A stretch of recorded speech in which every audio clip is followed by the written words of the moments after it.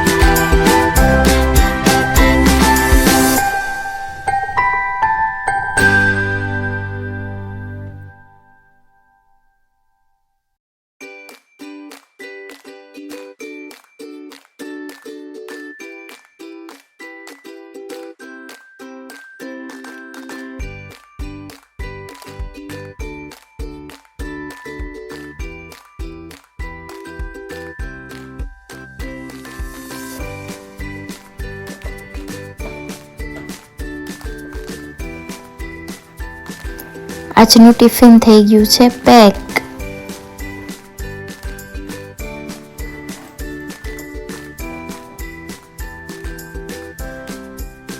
સવારના 7:45 થયા છે.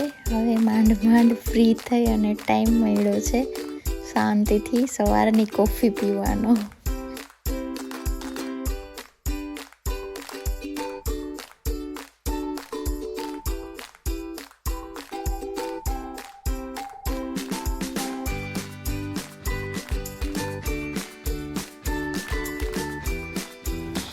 આ મેં યોગી માટે 5 આંબળા બનાવ્યા છે અને બહુ ભાવે. તો રાત્રે મેં એને કટ કરી અને હળદર મીઠાવાળા કરી અને આખી રાત માટે રાખી દીધા હતા. હવે હલાવી અને સુકાવી દેવાના છે તડકે.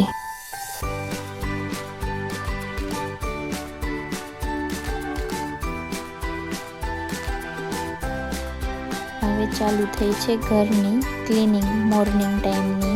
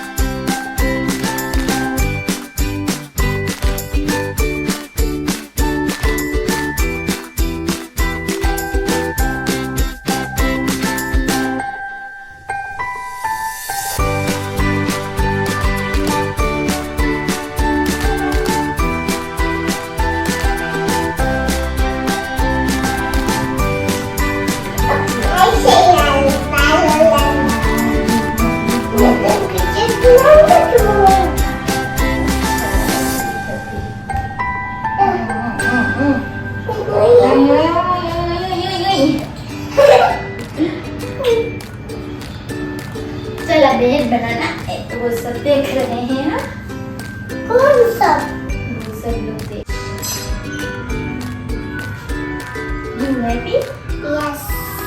Smile please.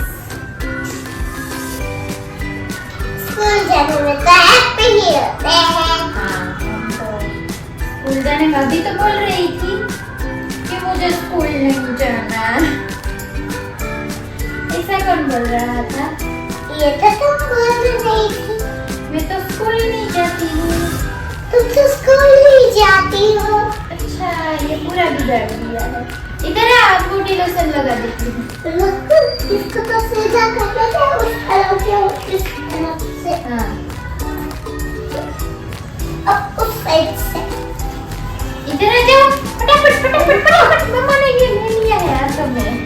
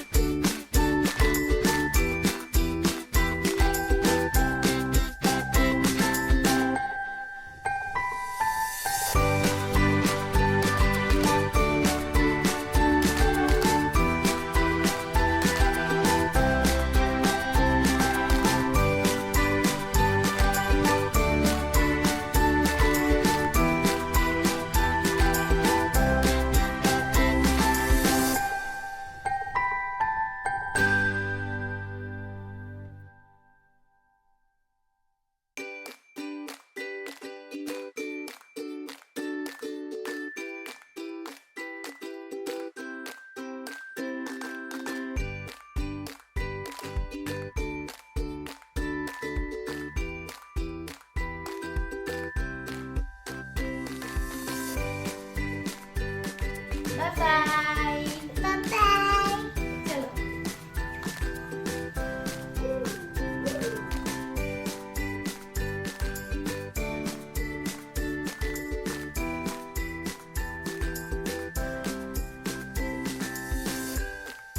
તો અહીંયા હું મારા ડેઈલી મોર્નિંગ ડ્રિંકની એક રેસીપી શેર કરું છું.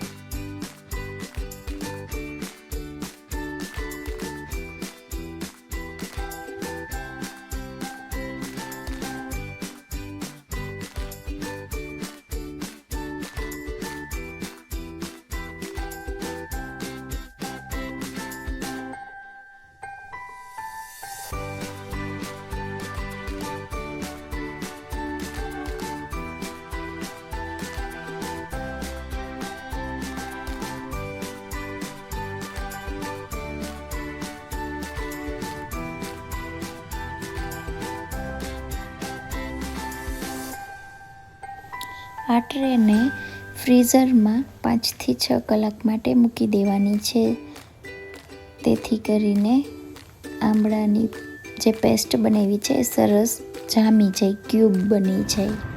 આ એક ક્યુબને 1 ગ્લાસ પાણીમાં નાખી અને 2 ચમચી કે 1 ચમચી મધ નાખી અને સવારમાં નૈણા કોઠે પીવાથી હેર અને સ્કિન માટે બહુ જ ફાયદાકારક છે.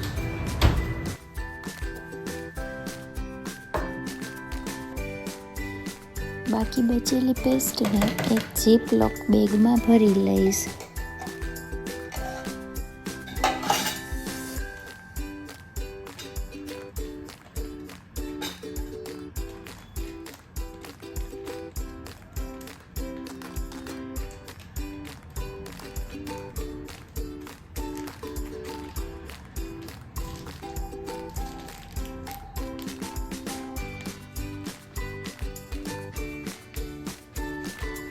જ્યારે પહેલાં ક્યુબ પૂરા થઈ જશે ત્યારે આનો યુઝ કરી લઈશ.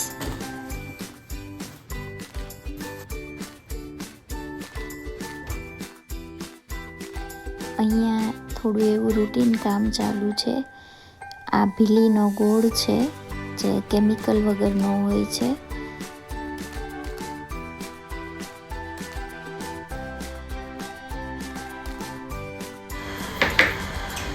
बिना केमिकल के गोड़, बिना केमिकल का गोड़, केमिकल वगैरह नो गोड़. કટ કરીને રાખી દઈએ તો રેડી ટુ યુઝ જેવું થઈ જાય, કે યુઝ કરવા ટાઈમે કટ ન કરવો પડે. હમણાં મકર સંક્રાંતિ આવે છે તો જોશે ને લાડવાઓમાં.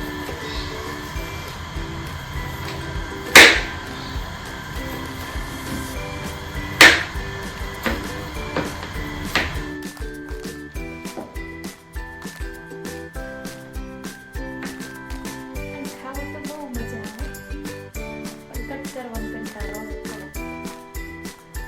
લેકિન ચલતા હૈ.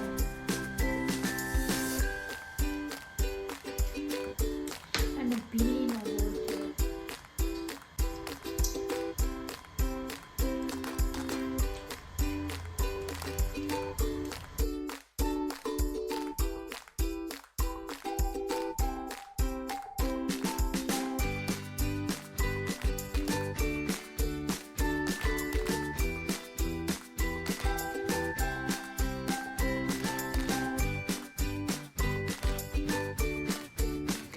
અહીંયા મેં મખાના લીધા છે, જેને મીડિયમ ફ્લેમ પર રોસ્ટ કરી લઈશું.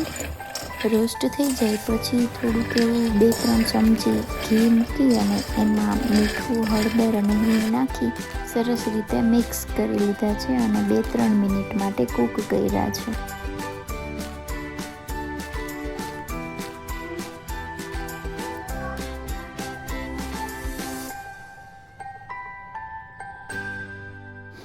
સાંજનો સમય થઈ ગયો છે અને આજે મારે બનાવવાનું છે રાજસ્થાની સ્ટાઇલ દાળ ઢોકળી. દાળ ઢોકળીમાં છે ને ક્યાંય તેલનો યુઝ નથી થતો, દેશી ઘીનો જ યુઝ થાય છે લોટ બાંધવામાં અને વઘારમાં પણ.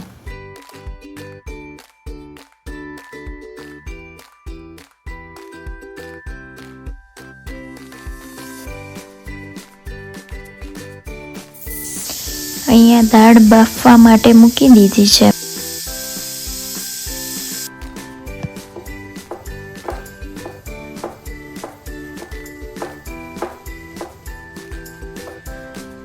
મેં સાઈડમાં એક તપેલીમાં ગરમ પાણી મૂકી દીધું હતું. હું તેમાં જ ઢોકળી પકાવી અને દાળમાં એડ કરું છું. બધાની પોતપોતાની બનાવવાની રીત અલગ હોય છે, હું આ રીતે બનાવું છું.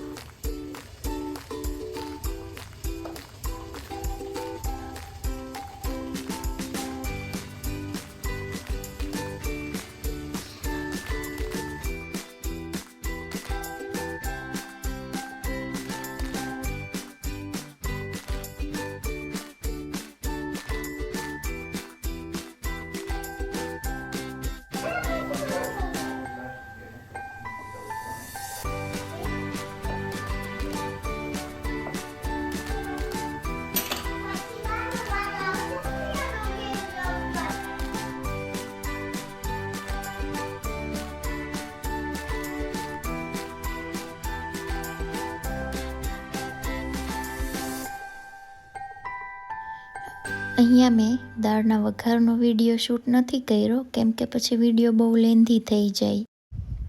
તો રેડી છે અહીંયા રાજસ્થાની સ્ટાઇલ દાળ ઢોકળી. ચલો ફ્રેન્ડ, તો મળીએ નવા અને એક ઇન્ટરેસ્ટિંગ વિડીયોમાં. તબ તક કે લીએ bye and take care. Good night. જય દ્વારકાધીશ. રાધે રાધે.